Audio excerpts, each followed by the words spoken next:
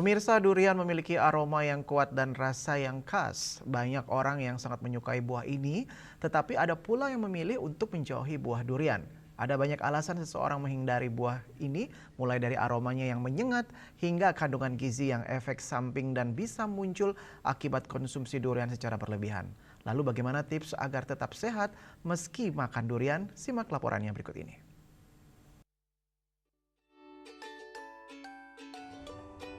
Bulan Januari hingga bulan Maret dikenal sebagai musim durian, sehingga di banyak tempat, misalnya di warung atau jalanan, kita sering jumpai warung yang menjajakan buah durian dari beraneka varian dan beraneka ragam rasa.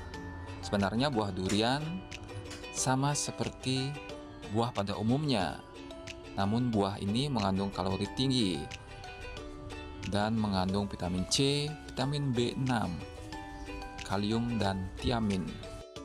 Konsumsi durian bisa meningkatkan kekuatan tubuh, meningkatkan kekuatan otot, serta menghilangkan stres, menghilangkan kecemasan. Namun sebaiknya konsumsi buah ini tidak boleh terlalu berlebihan. Buah durian diketahui mengandung alkohol serta memiliki indeks glikemik yang tinggi sehingga memicu naiknya gula darah. Agar terhindar dari efek samping makan durian, sebaiknya mengkonsumsi durian dalam satu kali makan adalah 35 gram atau hanya 2 biji. Dan yang perlu diingat saat makan durian adalah jangan makan durian terlalu malam. Hindari makanan atau minuman berkarbonasi tinggi. Dan sehabis makan durian sebaiknya mengkonsumsi air minum dalam jumlah yang banyak.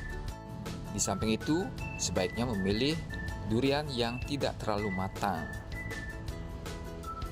Agus Sudiatmike, Bali TV.